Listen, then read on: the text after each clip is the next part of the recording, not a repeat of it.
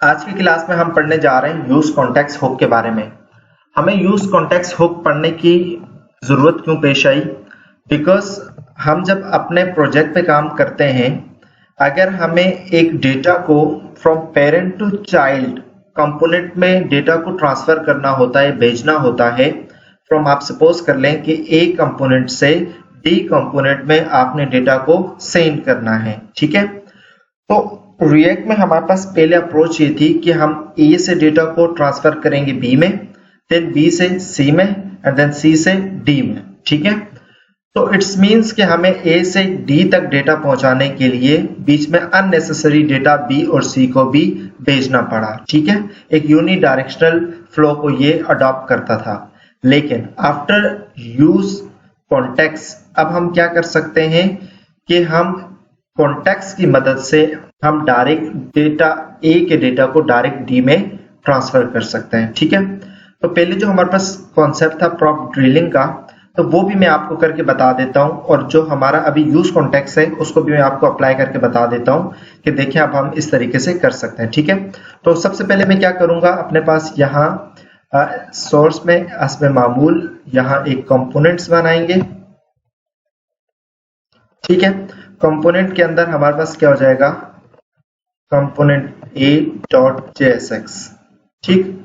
And then हमारे पास क्या हो जाएगा, एक और हमने बनाना है कंपोनेंट b.jsx, ठीक। अच्छा, इसको नेम को थोड़ा सा हम चेंज कर देते हैं, ए की जगह क्या कर देते हैं, ओ कर देते हैं, राइट। तो कंपोनेंट ए बना, कंपोनेंट बी बना और हमारे पास a.jsx है। अब हमने क्या करना है कि यहां इसको डिफाइन कर देंगे, ठीक है। अब हमने a.js पे क्या करना है, कंपोनेंट ए को कॉल करना है, कंपोनेंट ए को कॉल करेंगे और यहां कंपोनेंट ए हमारे पास आ जाना चाहिए, ठीक है। अब मैं क्या करूंगा, कंपोनेंट बी को यहां कंपोनेंट ए पे कॉल कर दूंगा, तो कंपोनेंट बी को यहां कॉल करेंगे तो यहां मेरे पास क्या आ जाएगा, कंपोनेंट बी आ जाएगा, ठीक है। Hello hello I am component B, right. अब हमारे पास ये हो रहा है। अब मान लीजिए कि मुझे यहां से एक डेटा को ट्रांसफर करना है, मींस मुझे नेम कोड विद दानिश, इस नेम को मुझे लेके जाना है कंपोनेंट बी पे, ठीक है। तो इसके लिए मुझे यहाँ क्या यूज करना पड़ेगा, प्रॉप्स, ठीक है। और यहाँ मुझे क्या करना पड़ेगा, सिंपल इज डेट, कि मैं यहाँ कंपोनेंट बी को कॉल नहीं कर रहा, फिल वक्त इस डेटा को यहाँ शो करवा रहा हूँ। तो बी लिखा और यहाँ क्या लिखेंगे, प्रॉप्स अपडेट। ये देखें कुछ भी नहीं आया, क्यों? क्योंकि हमने यहाँ क्या लिखा, नेम, तो यहाँ हमारे पास क्या आ जाएगा, प्रॉप्स डॉट नेम, ठीक है। तो देखें कोड विद दानिश आ गया, राइट। तो मैं ये चाहता हूं कि यहाँ मुझे प्रॉप्स ना लिखना पड़े, तो हमें ऑब्जेक्ट डिस्ट्रक्शन करनी पड़ेगी, या सिंपल क्या लिखना पड़ेगा, जो यहाँ हमने लिखा था, क्या लिखा है, नेम, तो यहाँ मुझे क्या लिखना पड़ेगा, नेम लिखना पड़ेगा, ठीक है। और फिर यहाँ मुझे प्रॉप्स डॉट नेम नहीं लिखना पड़ेगा, बल्कि क्या लिखना पड़ेगा, simple name, code with Danish आ गया, राइट। तो अब मुझे करना क्या है कि इस डेटा को मैंने ट्रांसफर करना है कंपोनेंट बी पे, तो इसके लिए मैं इसे अनकमेंट कर दूंगा और यहां मैं क्या कर दूंगा, नेम इक्वल्स टू नेम आ जाएगा, राइट। तो नेम इक्वल्स टू नेम आ गया, hello I am component B, और यहां हम क्या कर देंगे, यहां ले लेंगे यहां से भी नेम को, राइट, और यहां हम लिख लेंगे नेम। तो ये देखें, hello I am component B code with Danish. It's means हमने डेटा को ट्रांसफर किया from parent to component A, और यहां हमने इसको यूज नहीं किया, लेकिन मुझे कंपोनेंट बी पे भेजना पड़ रहा था, तो इसलिए हमने कंपोनेंट ए से करके इसको कंपोनेंट बी पे भेजा, एंड सो ऑन। तो इसी तरीके से अगर हमारे पास nth नंबर ऑफ कंपोनेंट हो गए और वहां मुझे अपना डेटा ट्रांसफर करना पड़ेगा, तो इसके लिए मुझे पूरी एक चेन को फॉलो करना पड़ेगा, ठीक है। तो ये तो बहुत ही मुश्किल काम हुआ प्रॉप्स ड्रिलिंग का, ठीक है। तो इसमें ओवरकम करने के लिए हमारे पास क्या आ गया, यूज रिड्यूसर आ गया, ठीक है।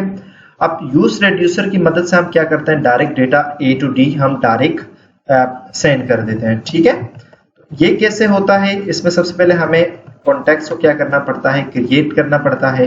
ठीक है, उसके बाद हमारे पास प्रोवाइडर होता है, एंड देन उसके बाद हमारे पास क्या होता है, पहले हमारे पास कंज्यूमर होता था, लेकिन अब हम यूज कॉन्टेक्स्ट का यूज करते हैं, जिसने हमारी लाइफ को बहुत ही सिंपल बना दिया। राइट, तो इन स्टेप्स को हमें फॉलो करना पड़ेगा। तो सबसे पहले मुझे क्या करना पड़ेगा, कॉन्टेक्स्ट को क्रिएट करना पड़ेगा। ठीक है, तो यहाँ मैं लिखूंगा क्रिएट कॉन्टेक्स्ट। तो देखिए यहाँ मैंने क्रिएट किया तो ऊपर बन भी गया। और ये बात याद रखिएगा, इसको आपने फंक्शन के ऊपर इसको क्रिएट करना है। ठीक है, ओके, तो यहाँ मैंने इसको क्रिएट कर दिया और इसको हम नाम दे देंगे कॉन्स्ट। ठीक है, और यहाँ हम ए कॉन्टेक्स्ट लिख देते हैं। ठीक है, तो अब पहला काम तो हमारा हो गया कि क्रिएट करना है कॉन्टेक्स्ट को। यहाँ मेरे पास कॉन्टेक्स्ट क्या होगा, क्रिएट हो गया। राइट, सेकंड काम जो हमारे पास है वो ये है कि मुझे अब इसको प्रोवाइड करनी, वैल्यू प्रोवाइड करनी। कैसे, तो अब यहाँ मुझे क्या करना पड़ेगा, अच्छा एक काम हम ये कर देते हैं, सही है। अब हम यहाँ क्या करेंगे कि एप कॉन्टेक्स्ट डॉट प्रोवाइडर लिखेंगे।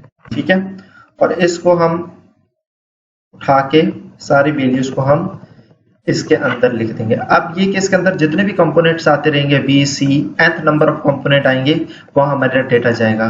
लेकिन यहाँ अब मैं डेटा क्या दे देता हूँ, वैल्यू, और यहाँ हम डेटा दे देते हैं hello I M context value. Right, तो अब हम इसे क्या कर देंगे, खत्म कर देंगे। अब हमें यहाँ से डेटा पास करने की जरूरत नहीं है। जब हमने यहाँ से खत्म कर दिया तो यहाँ से भी हमें खत्म करना पड़ेगा, बिकॉज अब इसकी भी नीड नहीं है। एंड देन अब हमें यहाँ से भी मैसेज सेंड करने की नीड नहीं है, और कंपोनेंट बी में हमने यहाँ जो गेट किया था, ये भी हमें इसकी भी नीड नहीं है, और यहाँ पे भी इसकी नीड हमें नहीं है।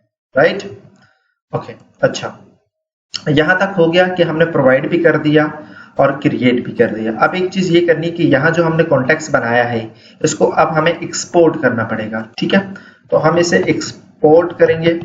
ठीक है, और इसे एक्सपोर्ट हम इस मदद से करेंगे, और फिर क्या नाम लिखा है, एप कॉन्टेक्स्ट। तो यहाँ से हमारे पास क्या हो गया, कॉन्टेक्स्ट एक्सपोर्ट हो गया। अब मुझे डायरेक्ट ए में कुछ भी नहीं करना, इस डेटा को मैंने भेजना है बी में, फ्रॉम पेरेंट टू बी। पहले ये हो रहा था बी ए के थ्रू मुझे भेजना पड़ रहा था, लेकिन नहीं, अब ये नहीं करना पड़ेगा। अब हमें क्या करना पड़ेगा कि यूज कॉन्टेक्स्ट को मुझे क्या करना पड़ेगा, यूज करना पड़ेगा। और वहां से मुझे क्या, जो मैंने एक्सपोर्ट किया था, क्या कॉन्टेक्स्ट, एप कॉन्टेक्स्ट, इसको मुझे यहाँ क्या करना पड़ेगा, इंपोर्ट करना पड़ेगा। देखिए मैंने एप कॉन्टेक्स्ट यहाँ लिखा तो ये ऑटो इंपोर्ट हो गया। राइट, और इसको मैं यहाँ दे देता हूं कॉस्ट नेम। सही, तो अब यहां हम लिख देते हैं वैल्यू फ्रॉम, ओके, तो बल्कि यहां हम सिंपल यूं ही लिख देते हैं नेम। अगर शो होता है it's mean hello I M context value. ठीक है, अब हमने क्या किया कि देखें इस वैल्यू को हमने डायरेक्ट कहां भेज दिया है, कंपोनेंट बी में भेज दिया। अगर मैं इस वैल्यू को चेंज करना चाहूं तो क्या होगा, hello I M context value 2। तो यहाँ आप देखेंगे तो आपके पास क्या आ गया, 2। इसी तरीके से अभी मैंने यहाँ से स्ट्रिंग को पास किया है। ठीक है, तो यहाँ मैं ऑब्जेक्ट भी कर मीन्स मल्टीपल वो कर सकता हूँ। नेम यहाँ हम लिख देते हैं, सॉरी यहाँ हम लिख देते हैं age, sorry age 24, and then हम लिख देते हैं स्टूडेंट नेम, जो कि क्या है हमारे पास, दानिश। ठीक, अच्छा ये हमें एरर दे रहा है, हाँ ये एरर हमें दे रहा है, तो इसके लिए हमें माइट भी, ठीक है, तो ये हमें यहाँ कह रहा है। अब इसको क्या कर दें, रिमूव कर दें। ठीक है, अब इसको मुझे यहाँ क्या करना पड़ेगा, गेट करना पड़ेगा।